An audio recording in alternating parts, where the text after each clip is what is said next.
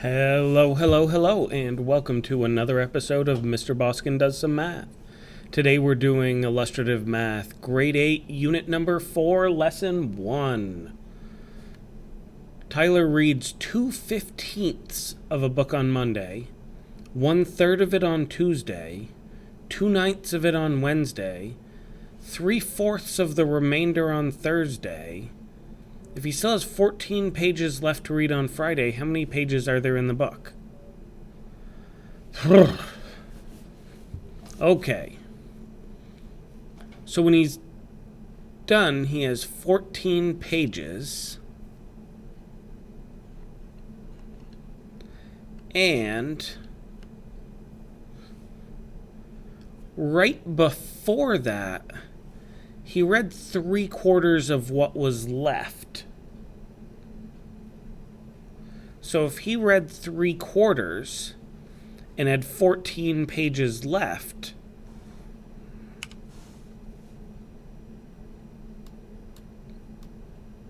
hey, what are you doing?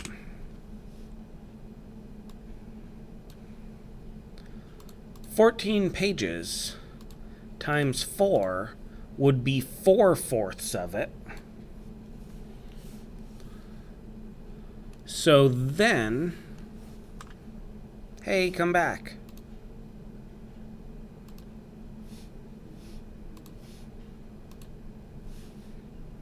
There, stay on top of the screen so we can see you, calculator.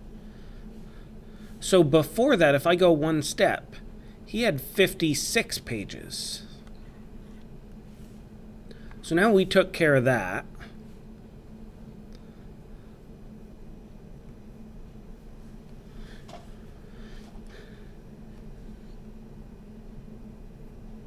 So the remainder, after reading, he read 2/15, then he read 1/3 of it, then he read 2/9,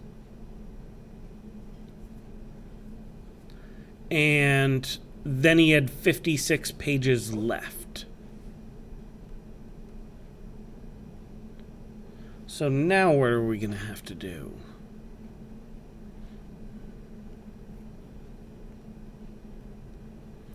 Well, if he reads 2/15 and then he read 1/3 and then he read 2/9, what do we get if we add all those together? Well, 2/15 plus 1/3. If I were to turn 1/3 into 15ths, that would be 15, and that would be 5, because multiply top and bottom by 5. So that and that would be 7/15 plus 2/9.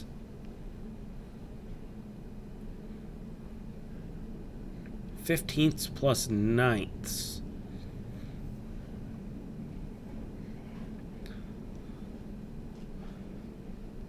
What's the common denominator there?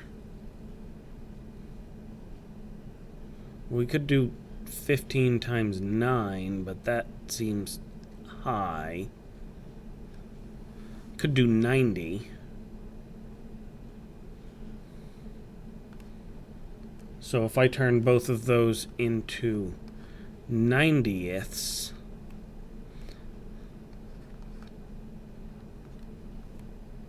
and then 15 times 2 is 30. 2 times 3, so that's 6, 7. 15 times 6 is 90. 7 times 6 is 42. So that would be 42 plus 20 is 62/90ths. So on Monday, Tuesday, and Wednesday, he read 62/90ths of the book. Well, that's not a great fraction, but what did he have left? If he read 62 90ths, he would have 28 90ths left, because 62 plus 28 is 90. So he had 28 90ths left, and 28 90ths was 56 pages.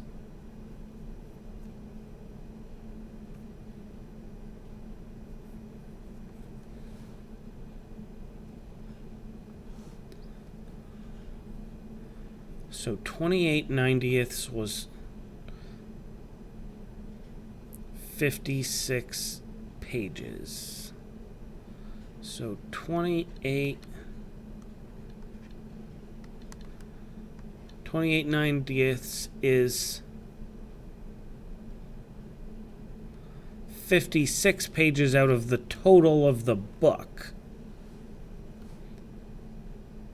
which means 28.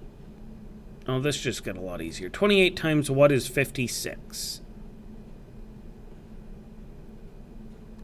That's 2. We double it. So if we double that, we would have to double this, which means how many pages are there in the book? 90 doubled is 180. 180 pages in the book. I feel like I made that problem harder than it needed to be. But it's 180 pages in the book. Next problem here. Claire asks Andre to play the following number puzzle. Pick a number. Add 2, multiply by 3, subtract 7, add your original number. Andre's final result is 27. What number did he start with? Well, pick a number. Number we don't know, we're going to call X. Add 2 to it. Multiply what we got by 3. Then we subtract 7. Then we add our original number. And the result was 27.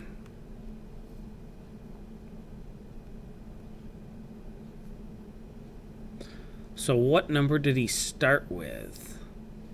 Well, let's simplify this stuff. 3 times x is 3x. 3 times 2 is 6. Minus 7 plus x equals 27. Now we get a plus 6 minus 7. So that means just subtracting 1. If we combine those two together, plus 6 and subtract 7, that's negative 1. We get a 3x and an x. That's 4x equals 27. So 4 times our original number minus 1 is 27.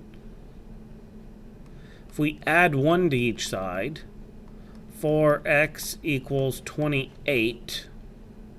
Divide each side by 4. Divide each side by 4. X is equal to 28 divided by 4, which is 7. Andre started with 7.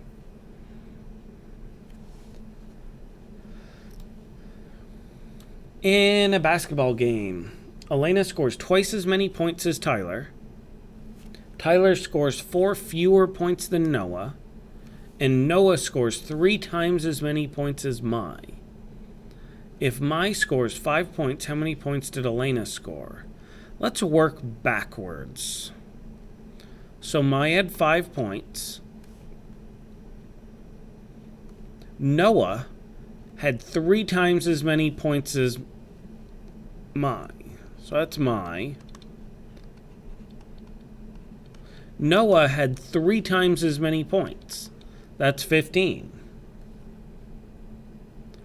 Tyler had 4 fewer points than Noah. 4 fewer points than 15 is 11.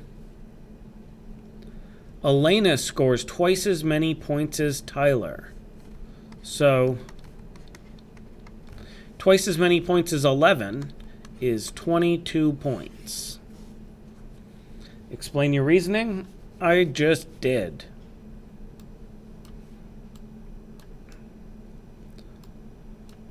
Select all of the given points in the coordinate plane that lie on the graph of the linear equation 4x minus y equals 3. So we just have to substitute in those points. 4 times negative 1 is negative 4. Subtract negative 7, so negative 4 plus 7. Negative 4 plus 7 equals 3. That works. 4 times, the next one, 0, 3. 4 times 0 is 0. Subtract 3. 0 subtract 3 is negative 3. Negative 3 equals 3. That's not true. One of them's positive, one of them's negative. Okay, next we have 3/4, 0. 4 times 3/4. Well, that's just 3 times 4 divided by 4, so that's 3. Subtract y, which is 0. 3 subtract 0 equals 3. Yes, it does. 1, 1. 4 times 1 is 4. Subtract 1 is 3. Well, that works. 4x minus y. 4 times 2 is 8. Subtract 5. 8 subtract 5 is 3. That works. 4 times 4 is 16. Subtract negative 1, which would be adding 1. 16 plus 1 is 17. 17 does not equal 3. So A, C, D, and E. A store is designing the space for rows of nested shopping carts. So the shopping carts go into each other. Each row has a starting cart that is 4 feet long, followed by the nested carts. So 0 nested carts means there's just the starting cart.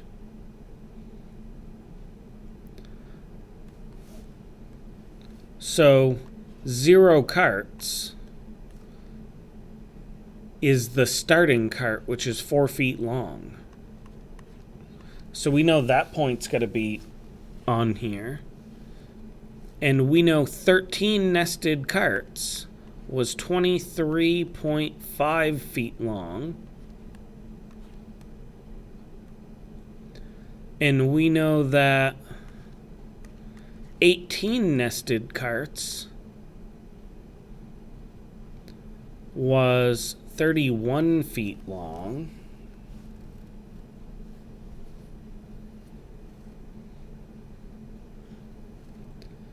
Create a graph of the situation.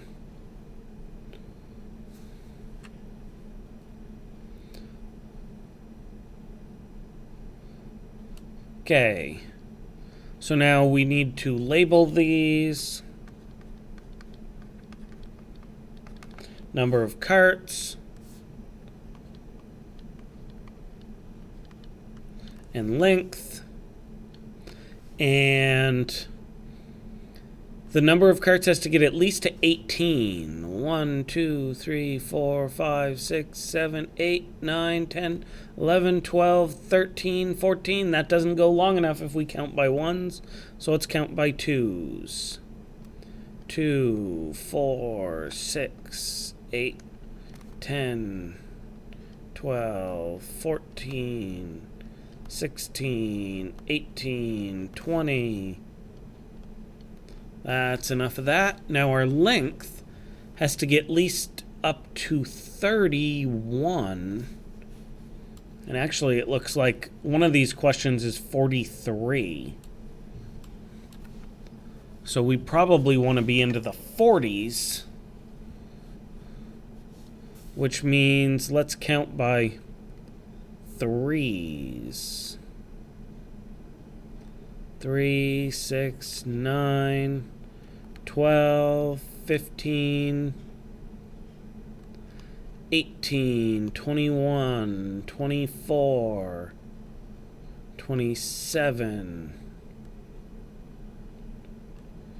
30, 33, 36, 39, 42. I didn't go quite as high as I wanted, but that works, I guess. Now, what points can we put on our graph? 13, 23.5, 13, 23.5 would be about there. And then 18 goes with 31, which would be about there.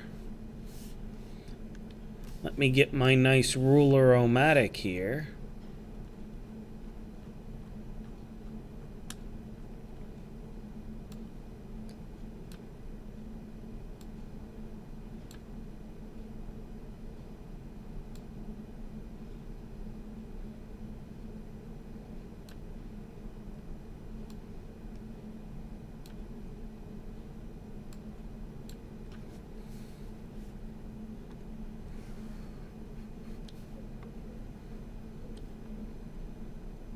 Well, don't move the ruler.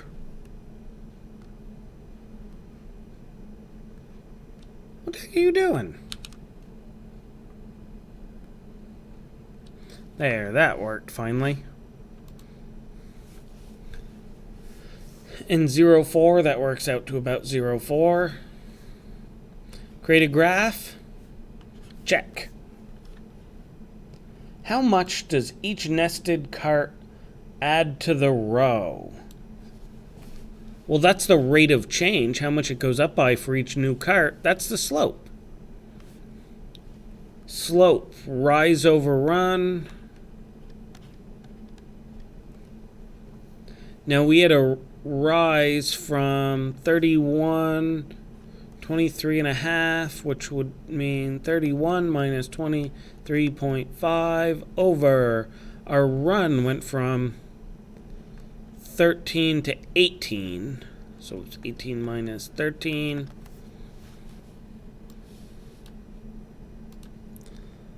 (31) subtract 23.5, 7.5. And our run was 18 subtract 13, which is 5. 7.5 over 5. That is easy way to simplify that. Double both of them. 15 over 10, which is 3 over 2. How much does each nested cart add to the length of the row? 3 halves or 1.5 feet, foot and a half. If the store design allows for 43 feet in each row, how many total carts fit in a row? Well, let's think up an equation for this. Y equals, hey, we know our slope, 1.5x plus, what's our starting value? Well, we've got that 4-foot nested cart. If the store design allows for 43 feet in each row, well, that's a Y value. That's a total space.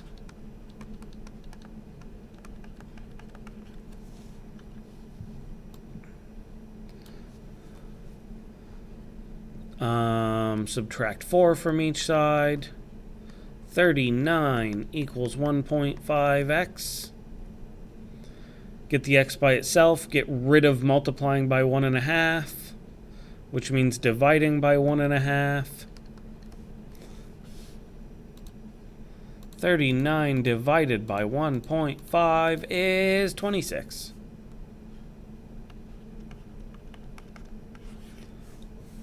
How many total carts? 26 carts.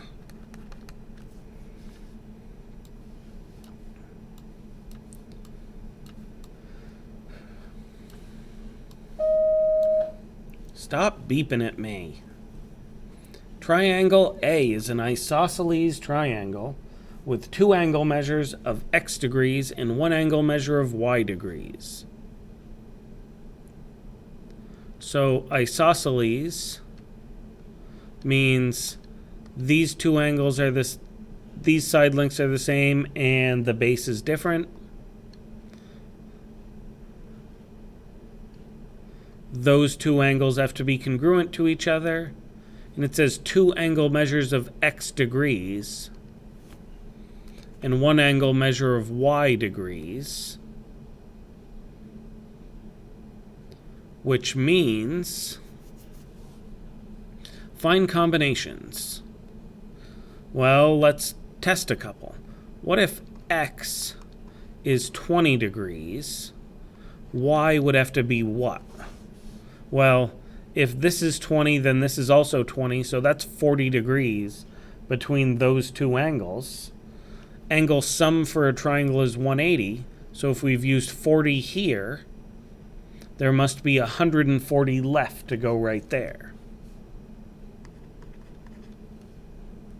How about another one? What if we had an x of 40? Well, if this was 40 and this was 40, then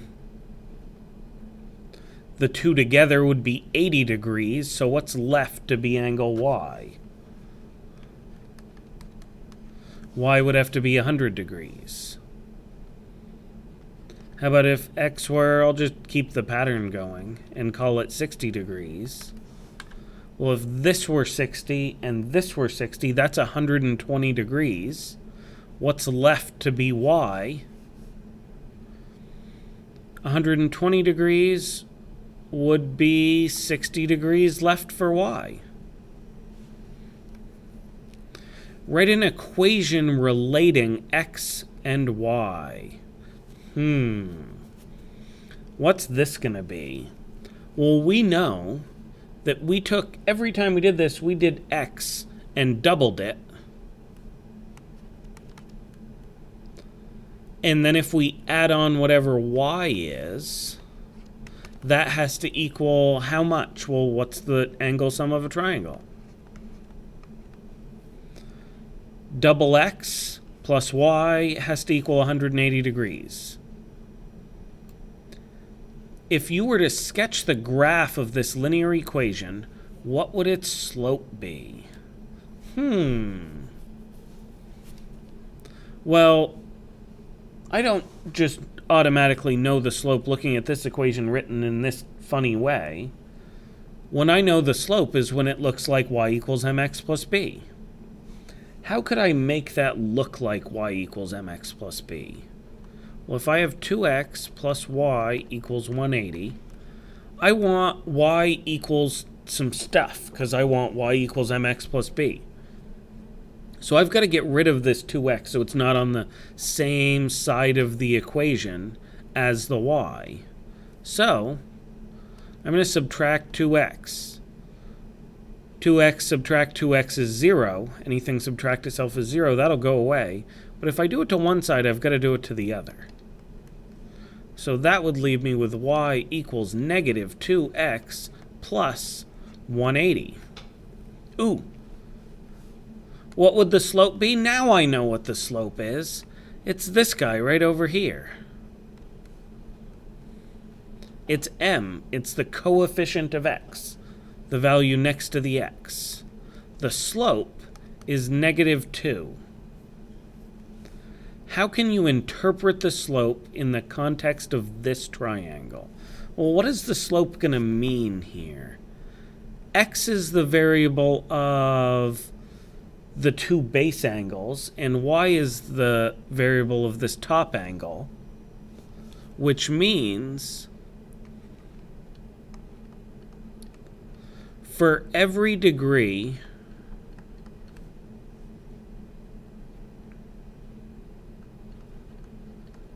added to... Hey, Mr. Boskin, your head's in the way. Could you kindly remove your head? For every degree added to angle x, angle y gets 2 degrees smaller, because that's a slope of -2. Bing, bong, bing. Okay, consider the following graphs of linear equations. Decide which line is a positive slope and which has a negative slope. Calculate each line's slope. Which one's positive, which one's negative? Well, if I'm going left to right, blue is going up, so L is a positive slope, and M, if I look at it left to right, is going down, so that is a negative slope. Calculate each line's slope. Okay. Create a nice little triangle here. I can tell the rise. Well, we went from 20 to 80, which is 60. And we went from 5 to 8, which is 3. So the slope is rise over run, 60 over 3, which is 20. You didn't just try counting boxes, did you? You got to look at the scale on these graphs. How about this other one here? M, our rise from 20 to -40. We went down 60. And we went from 5 to 8, which is 3. So the slope is -60 over 3, which is -20.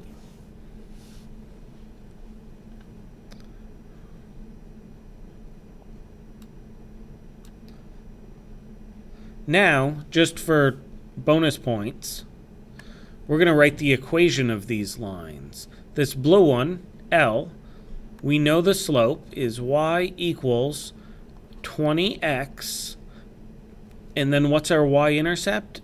It's -80, minus 80. The black one over here, we know the slope is -20, so it's y equals -20x.